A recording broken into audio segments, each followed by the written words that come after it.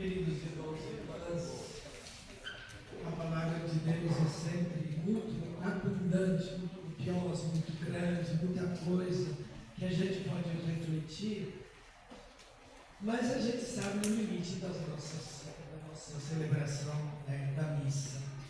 Também porque esse horário aqui já se aproxima do almoço e o pessoal diz, mas quando é que esse padre acaba de falar? Né, porque lá tem um fraquinho no forno, vai queimar agora, né, se ele não parar de falar. Mas tem coisa que não é possível não falar.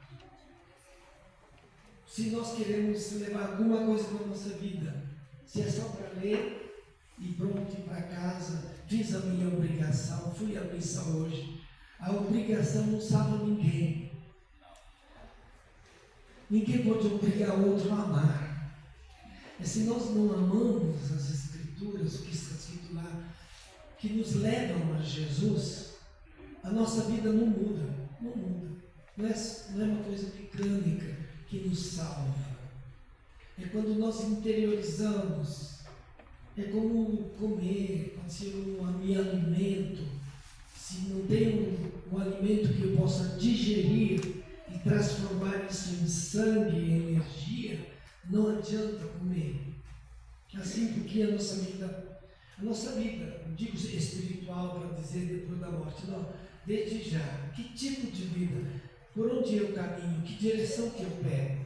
Então, eu procuro primeiramente ambientar um pouco historicamente, porque quem está escrevendo é Lucas. Lucas é um evangelista que não viu Jesus na vida. Não é como Pedro, Tiago, João, que foram apóstolos e contemporâneos de Jesus. Lucas era um estudioso, um escritor, a tradição, e alguns estudos dizem que era médico, que se converteu ao cristianismo acreditando na palavra dos apóstolos. Ele não foi contemporâneo de Jesus. Então não viu Jesus pessoalmente, mas acreditou na palavra dos apóstolos. E ele se tornou então um evangelizador, evangelista, alguém que escreveu o Evangelho, a boa nova, a velha notícia. É o terceiro evangelho é de Lucas, o escritor. E ele escrevia para uma comunidade que também não tinha visto Jesus, que acreditavam e não acreditavam. Alguns acreditavam, outros não.